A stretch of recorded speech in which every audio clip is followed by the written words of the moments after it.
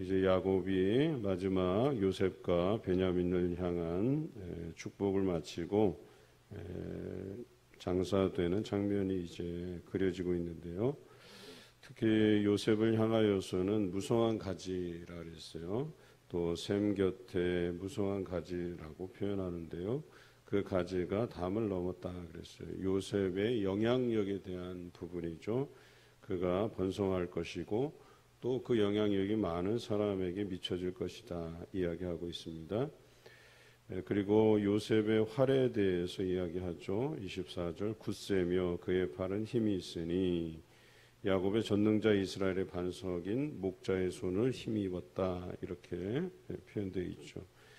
그러니까 하나님의 영향력 아래에 놓이게 되는데 그가 하나님 전능자라 그랬잖아요. 하나님에게 힘을 얻고 또 하나님께서 인도해 주시는 가운데 살아갈 것이다 그랬어요.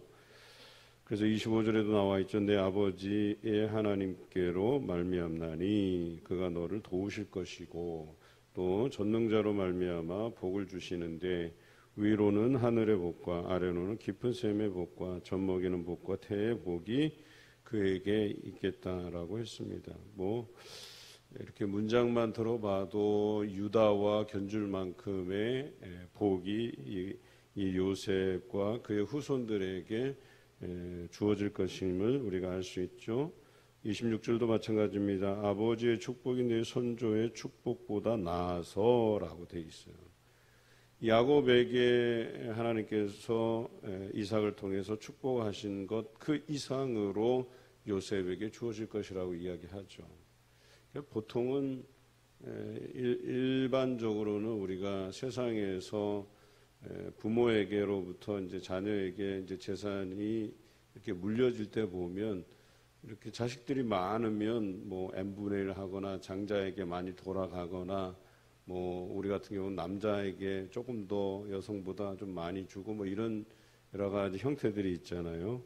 그런데 그 자녀들이 받는 그런 유산들이 아버지가 가지고 있었던 재산을 뛰어넘지는 못해요. 그냥 일반적으로 그래요. 그런데 오늘 여기 보니까 요셉이 받은 복이 아버지보다 더하다. 그리고 축복보다 나아서 영원한 산이 한 없음 같다 그랬어요. 그러니까 영원한 산이라고 표현하고 있잖아요. 그러니까 산 한두 개로 표현할 수 있는 게 아니라는 거예요. 얼마나 요셉이 받을 만한 복이 대단한지에 대해서 설명한 거예요.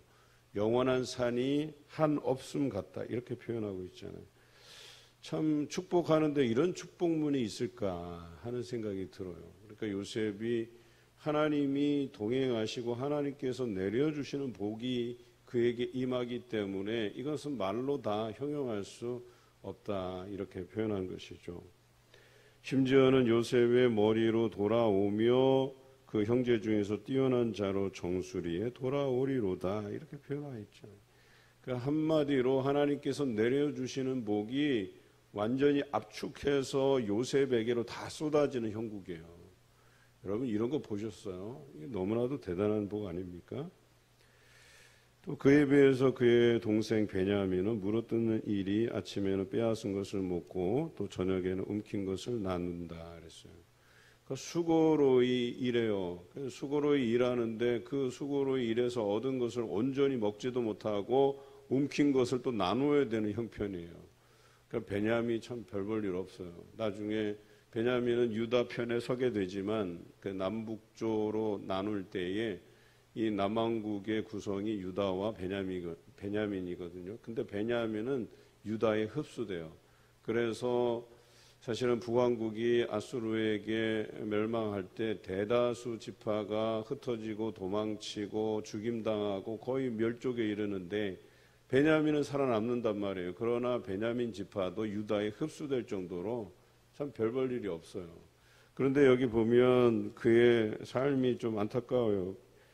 아침에는 빼앗은 것을 먹고 빼앗는 수고가 있어요. 그런데 수고로이 얻은 것도 자기가 다 누리지 못하고 움킨 것을 나누어야 되는 그런 형편에 처하게 될 것이다 그랬어요.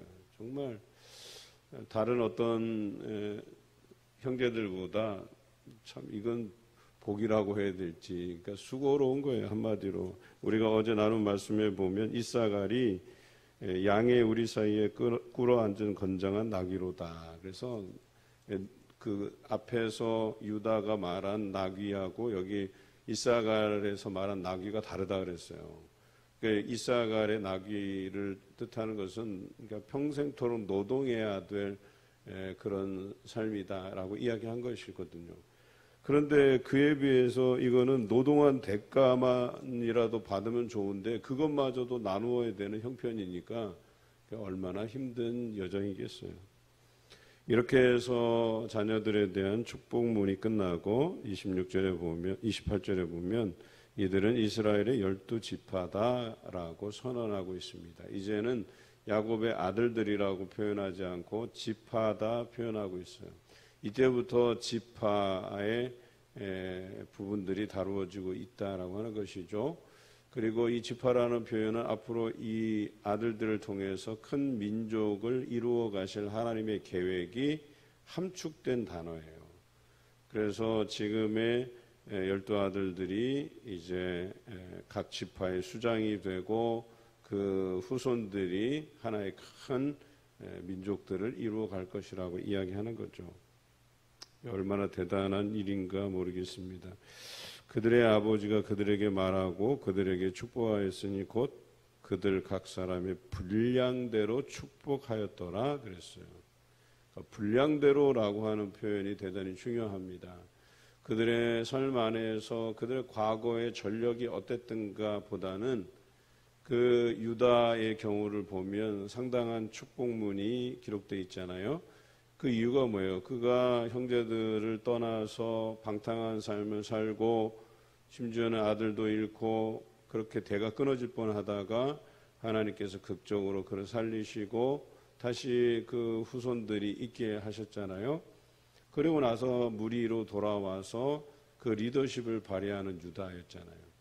그의 과거의 행적까지 들먹이면 좀 감점 요인이 있잖아요. 그러나 하나님께서 그것은 뒤로 하고 지금 현재의 리더십을 가지고 이 야곱을 통해서 그 자녀들을 축복하게 하신 것인데, 근데 그 분량대로라는 거예요. 여전히 회개하지 않은 첫째 베냐민, 둘째, 셋째 시므온과 레위는 어때요? 하나님께서 그들에게 분량대로 회개하지 않은, 돌이키지 않은 그 대가로서 거기에 맞는 축복의 분량들을 선언하잖아요. 그러나 유다는 달리 그가 돌이켰기 때문에, 회개하였기 때문에 어때요? 많은 축복을 그에게 이렇게 선포하잖아요. 뿐만 아니라 하나님께서 그의 인생이 과거에는 고난의 여정이었지만 이미 애굽에서 총리가 되게 하고 그 이후로도 하나님께서 요셉의 자손을 축복하실 그 축복문을 보면 얼마나 대단해요. 아마 유다와 견조 보아도 손색이 없는 그런 요셉의 후손들 아닙니까? 그리고 특히 손을 마주 이렇게 엇갈려서 해서 에브라임에게 번성케 하리라고 하는 그 축복문은 지금도 잊혀지지 않을 정도예요. 그러다 보니까 요셉이 받을 몫은 어찌 보면 애굽에서 이미 받았을 것이고, 그래서 이제 앞으로 12지파의 변형이죠. 그래서 요셉과 레위를 포함한 12지파가 아니라 이 지파의 형성이 이제 레위를 빼고 요셉의 지분을 에브라임과 므낫세가 가지도록 해서 12지파가 형성됨을 우리가 이제 보게 될 거예요. 그러니까 이것이 얼마나 하나님께서 대단한 구조로 만드셨는가를 우리가 성경 전체를 읽어보면 이해가 되죠. 그래서 레위 족속을 하나님께서 특별하게 세우시고 그들을 어떻게 사용하실지를 또 결정하시게 되는 부분이에요. 그 부분은 이제 또 이 레위 지파에서 그 역할론에 대한 부분들은 이제 뒤에 나와요. 그래서 모세와 아론이라든지 이런 사람들을 통해서 그의 후손들 레위 지파에 대한 부분들의 역할론을 이제 뒷부분에서 우리가 찾을 수가 있게 돼요. 그것이 모세 오경에서 하나님께서 그리신 그림이거든요. 그렇게 볼 때 오늘 이렇게 그들에게 분량대로 축복하였다는 이 언급이 대단히 중요합니다. 그리고 그 예언대로 그들이 살아가게 돼요. 그래서 유다와 에브라임은 어때요? 그들이 전쟁이 있다든지 그 민족에게 위기가 닥쳐왔을 때 앞장서서 그것을 수습하고 또 전쟁을 벌이는 아주 강성한 지파로서 성장하게 되고, 또 레위는 나름대로 하나님의 일들을 수행할 수 있는 그런 지파로서 성장하게 되고, 또 그 외의 지파들도 각 역할들을 수행하게 되지만, 또 나중에 보면 정말 별 볼 일 없는 지파들로서 그 역사가 마감되는 것들을 보게 돼요. 왕정이 끝나면서 완전히 그들이 사라져버리고 돌아온 그 바벨론 포로기에서 돌아온 지파는 유다 지파예요. 결과적으로 살아남은 지파가 유다 지파예요. 그러니까 어찌 보면 하나님께서 거르고 걸러서 큰 민족을 이루기 위해서 이제 선택하신 지파가 유다 지파라고 말할 수 있는 것이죠. 그리고 그 유다 지파가 살아남고 뿐만 아니라 거기에 특이한 장면들이 나와요. 그 포로기에서 돌아와 온 사람들의 명단이 성경에 기록되어 있는데, 야곱의 아들들인 12지파만 기록되어 있는 게 아니에요. 거기 보면 이방 민족들도 거기 포함되어 있어요. 다시 말해서 하나님이 선택하심도 중요하지만 그 선택하심을 이렇게 부럽게 여기고 나도 그 일파와 함께 뭔가를 이루어 가려고, 비록 속임수로 그 가나안의 거민 중에 속임수로 그들과 연합하고 합류한 기브온 거민이 있거든요. 그런데 그들도 나중에 바벨론 포로기에서 돌아오는 명단에 포함돼요. 그러니까 뭐예요? 결론적으로 내가 하나님의 사람으로서 남기를 원하고 하나님을 구하는 자들은 그 여호와의 분노의 날에 남은 자, 렘넌트라고 하는 하나님께서 남겨진 자들로 그들로 하여금 다시금 예루살렘을 재건하고 또 성전을 재건하고 거기에서 하나님을 섬기도록 하셨다라고 하는 것이죠. 그게 스바냐, 하박국, 요엘 선지자를 통해서 남은 자 사상으로 예언된 것들이에요.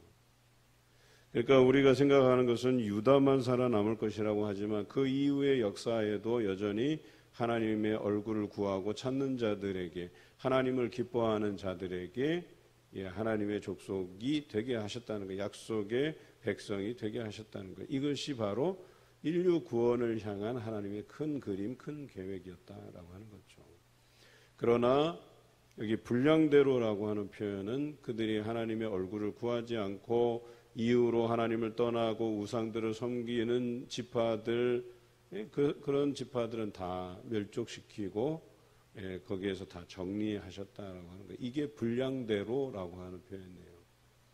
여러분, 그냥 예수 믿었다고 해서 우리가 교회 나온다고 해서 우리에게 보장된 삶이 아니에요. 믿음이라고 하는 것은 유다처럼 끝까지 달려가는 삶이어야 되는 거예요.